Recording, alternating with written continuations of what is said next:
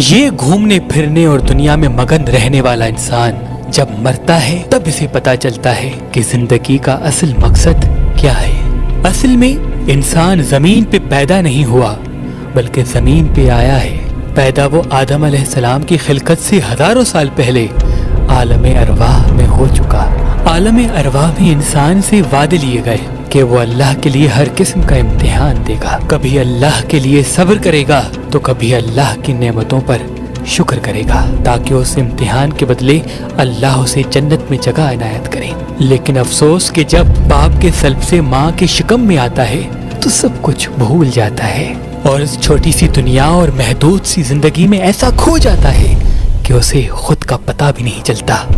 امام جعفر صادق علیہ السلام نے فرمایا، انسان کے 3 قسم ہوتے ہیں، ایک وہ جو فرشتوں سے افضل ہیں، دوسرے وہ جو کبھی گناہ کرتے ہیں تو کبھی گناہوں کی معافی طلب کرتے ہیں، اور تیسرے وہ جو گناہ کر کر کے خوف گناہ سے ہی دور ہو جاتے ہیں، اللہ کی رحمت سے مایوس ہو جاتے ہیں تو ان کی شکل عارف لوگوں کے سامنے جانوروں جیسی بن جاتی ہے۔ اس میں سے کوئی کتے کی مثل ہوتا ہے، کوئی گدھے کی مثل ہوتا ہے، کوئی گائے کی مثل ہوتا ہے تو کسی کا مزاج سانپ کی مثل ہوتا ہے۔ وہ رہتے کھاتے پیتے تو انسانوں کے ساتھ ہیں لیکن انسانوں کے اندر ان میں جانور چھپا ہوتا ہے۔ بس فرشتہ موت اسرائیل کی شکل میں آ پہنچتا ہے اور جب جسم سے روح کو جدا کیا جاتا ہے، حضور پاک نے فرمایا کچھ انسانوں کا روح اس طرح سے جسم سے الگ ہوتا ہے جیسے کوئی کسی کو خوشبودار پھول محسوس کرائے اور وہ اس خوشبو کے ساتھ اپنے جسم کو چھوڑ دیتے ہیں، تو کچھ کے ساتھ ایسا ہوتا ہے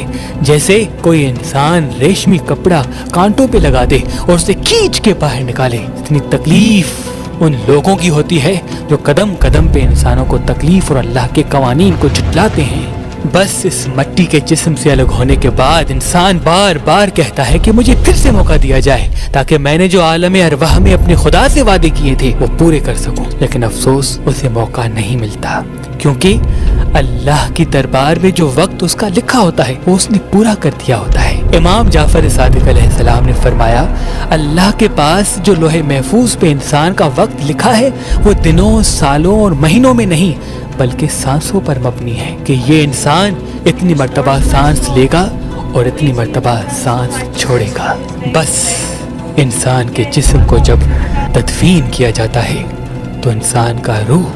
برزخ کے لیے تیار ہو جاتا ہے اور منکر نکیر آتے ہیں اور کہتے ہیں تمہارا رب کون ہے، تمہارا رسول اور امام کون ہے، تم کس دین پہ زندگی بسر کرتے رہے، کس طرح سے انسانوں کے ساتھ چلتے رہے۔ اور جو فرشتے انسان کے کندھوں پر مسلسل نیکیاں اور گناہ لکھتے رہتے ہیں ان تمام چیزوں کو پڑھ کے سناتے ہیں کہ یہ ہے تمہارے اعمال اور اتنے وعدوں اور اتنے امتحان کو اس طرح سے تم نے کھیلا ہے۔ یہ جو جسم ہم اپنے ساتھ لے کے گھومتے پھرتے ہیں اصل میں یہی ہمارے خلاف گواہی دے گا۔ انسان رونے لگتا ہے، اپنے اعمال کو یاد کر کے تڑپنے لگتا ہے اور بار بار فریاد کرتا ہے کہ کاش مجھے تھوڑا سا وقت مل جائے، میں اپنے اعمال بہتر کر سکوں،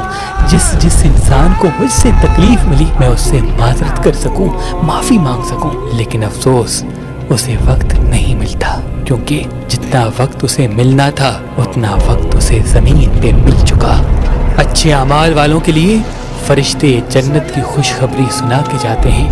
اور خراب اعمال والے کے لیے دوزخ کی خبر سناتے ہیں اور یہ کہتے ہیں اب یہی اعمال تمہارے خالق کے سامنے پیش کیے جائیں گے اس دن جس دن کا وعدہ کیا گیا تھا۔ امام جعفر صادق علیہ السلام نے فرمایا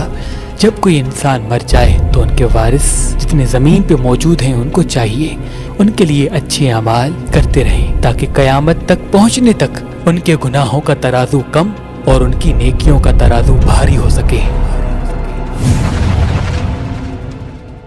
ناد علی اللہ کا معجزہ ہے اور عقیق پتھر مومن کی نشانی ہے۔ امام جعفر صادق علیہ السلام نے فرمایا کہ ہر مصیبت کو عقیق پتھر اپنے اوپر لے لیتا ہے اور پہننے والا اللہ کی پناہ میں آ جاتا ہے۔ اور شاہ شمس تبریز اپنے عقیدت مندوں کو عقیق پتھر پہ ناد علی لکھ کے دیا کرتے تھے اور یہ فرماتے تھے یہ ناد علی والا عقیق اپنی شمس والی انگلی میں پہنا کرو، اللہ کے کرم سے تم ناکامی سے نجات پاؤ گے۔ اور وہ ہمارے بچے جو رات کو ڈرتے ہیں وہ ناد علی والا عقیق اپنے تکیے کے نیچے رکھیں، انشاءاللہ وہ اللہ کی پناہ میں رہیں گے۔ تو ابھی فون اٹھائیں اور دیے گئے نمبر پہ کال کر کے یہ ناد علی والا عقیق حاصل کریں۔ اگر ہمارا نمبر آپ کو مصروف ملتا ہے تو آپ ہماری اپلیکیشن جو گوگل پلے اسٹور اور آئی فون ایپ اسٹور پہ موجود ہے وہاں سے، یا ہماری ویب سائٹ meherbanali.com وہاں سے بھی ناد علی والا عقیق حاصل کر سکتے ہیں۔ اللہ تمام مومنین کو سلامت رکھے، اللہ تمام مومنین کو سلامت رکھے۔